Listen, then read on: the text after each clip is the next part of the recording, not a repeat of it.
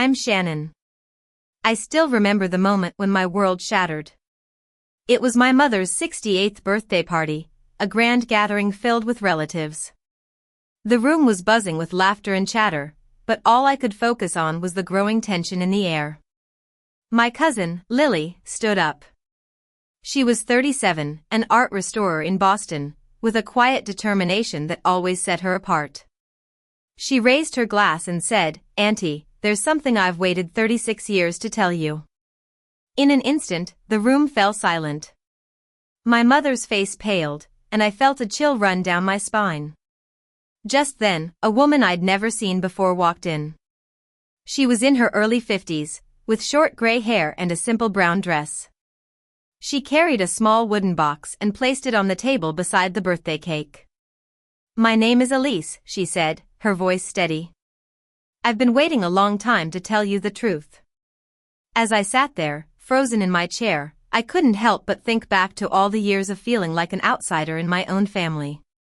I'm a senior editor at a publishing house in New York. Every day, I work with words, but when it came to my family, I was always at a loss. I remember arriving at the party that day. The driveway in Westchester was lined with luxury cars. I was 15 minutes late, on purpose. I'd stopped at a coffee shop, trying to gather the courage to face my family. When I finally walked in, my mother greeted me with a half-hearted hug. She was wearing a silk blouse and diamond earrings, but her smile didn't reach her eyes. "Darling," she said, "you look tired." The house was decorated as if for a high-end event. There were fresh flowers everywhere, and a string quartet played softly in the corner. My father stood near the bar, sipping on a glass of water. He was a successful lawyer, but he always seemed distant at family gatherings. I counted the people in the room. There were 43 relatives, and I was the 44th. My mother had placed my name card at the far end of the table, and it was noticeably smaller than the others. I'd always been made to feel like an afterthought in this family. Lily had been acting strange all day. She kept looking at the front door, as if waiting for someone. When she saw me, she said, "You came. Stay for the cake, no matter what." I couldn't help but wonder what she was up to. I sat down at my place and opened the journal I'd been keeping for the past 7 years. On the first page was a quote from my therapist, "Sometimes, the body remembers what the mind forgets." On the second page was a memory from when I was 8, the day my grandfather died. My father had said, "You're mine because I chose you. That's all that matters." I'd always cherished those words, but now, they seemed to hold a deeper meaning. As the party went on, my mother was her usual self, correcting people's stories and making sure everything was perfect. She carried a small leather notebook in her pocket, always ready to jot down something. I'd always thought it was just a habit, but I later realized it was her way of controlling the family narrative. My aunt, Rose, my father's younger sister, was setting out hors d'oeuvres. She'd always been kind to me, but there was something about her this day that seemed different. Lily walked over to her, and Rose placed her hand on Lily's back, just like she'd done at every family event. But then, my mother called out, "Rose, the hors d'oeuvres." Rose took her hand off Lily's back, and Lily didn't seem surprised. I noticed Lily taking a small pill from her pocket and swallowing it with a sip of water. When I asked her about it, she just said, "It's manageable. I'll tell you later." I couldn't shake the feeling that something big was about to happen. My mother told the story of my birth, just like she did every year. I looked at the doctor and said, "Are you sure this one is mine? She doesn't look like she belongs in this family." Everyone laughed, but I didn't. I'd heard this story so many times that it had lost its humor long ago. I walked into the kitchen and overheard my mother talking to Rose in a low voice. "Whatever she has to say, she'll say it after the cake. Do you understand?" Rose replied quietly, "You're not the one to be afraid of today, Margaret." I knew then that there was more to this than met the eye. In the hallway, I found Rose's purse, and a small ledger had fallen out. There was a circled line that said J wired again. July, same amount. For the girl. I knew exactly who Jay was. He was an old family friend who'd always been kind to me. I took a photo of the line with my phone and put the ledger back. At 3:57, my mother stood at the head of the table and tapped her glass. "Thank you all for coming.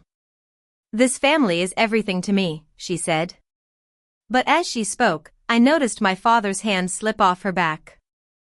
It was a small gesture, but it spoke volumes. Then, Lily stood up. "Auntie, before we cut the cake, there's something I've waited 36 years to tell you." My mother's glass slipped from her hand and rolled across the table. The room fell silent as the front door opened, and Elise walked in. Elise opened the wooden box and laid out a series of documents. Lily picked up the first sheet. "I got sick earlier this year and had a genetic test. The results showed that Margaret is my biological mother." The room gasped. She picked up the second sheet. "And Jay is my biological father." Jay stood up, his face pale. "My father died of the same genetic condition," he said hoarsely. Rose then stood up. "Margaret, you didn't give Lily to me. You handed her to me at dawn with a sealed envelope and said she was mine. I loved her because she's a child, not because you allowed me to." My mother knelt down, her voice barely a whisper. "I thought I was giving her a better life." Rose replied, "You discarded her, Margaret. That's not love." Elise then spoke. "There's more." On July 12, 1990, at Stay Mary's maternity home in Buffalo, I gave birth to a baby girl. A woman in a silk dress came in and took her. She said, "Are you sure this one is mine? She doesn't look like she belongs in this family." I sat there, in shock. I realized that the story of my birth, the one that had been a family joke for so long, was a confession. My Aunt Grace stood up and walked over to me. She placed her hand on my shoulder, the first time anyone in my mother's family had ever stood up for me. Elise opened the box further. Inside were 36 sealed envelopes, postmarked from Buffalo. Each one was a letter from her to me, written on every birthday for the past 36 years. My father then stood up. He took an old envelope from his pocket and read a document aloud. "I was diagnosed with infertility at 15. When Margaret told me she was pregnant, I knew it couldn't be true. But I wanted to be a father, so I said nothing." He walked over to me and knelt down. "Shannon, I knew you weren't biologically mine, but I never knew the truth. I'm sorry I let your mother turn your birth into a joke." I placed my hand on his, and for the first time, I felt a true connection with him. My mother began to cry silently. The room started to empty as relatives left, one by one. Grace unpinned the family crest from her lapel and placed it on the table. "I don't wear lies," she said. I picked up the small name card my mother had written for me, the one that was 30% smaller than the others. I folded it and put it in my pocket. Elise said, "These letters are yours. You can read them whenever you're ready." She left the house, and the door closed behind her. Lily and I went out to the back deck. We sat in silence for a while. Then she said, "I've known for 4 months. I wanted you to find out with everyone here, the ones who lied." She handed me an envelope postmarked July 12, 1995. "Elise let me read one. I thought you might want to start here." I opened the envelope. "Dear daughter, you turned 5 today. I baked a cake, but no one else ate it. I told the baker it was for my daughter, and she asked your favorite color. I said pink because I hoped. I'm sorry if it's not. I'm working at the library, and I keep a picture of a baby on my desk and tell everyone it's my niece. I love you, and I hope one day you'll find these letters." I looked at Lily and said, "Pink is my favorite color. It always has been." She took my hand, and we sat there, watching the sunset. After that night, things changed. My mother lost her position on the local charity board. Jay's wife filed for divorce. Lily decided to take some time to get to know Jay, but she also said that Rose would always be her mother.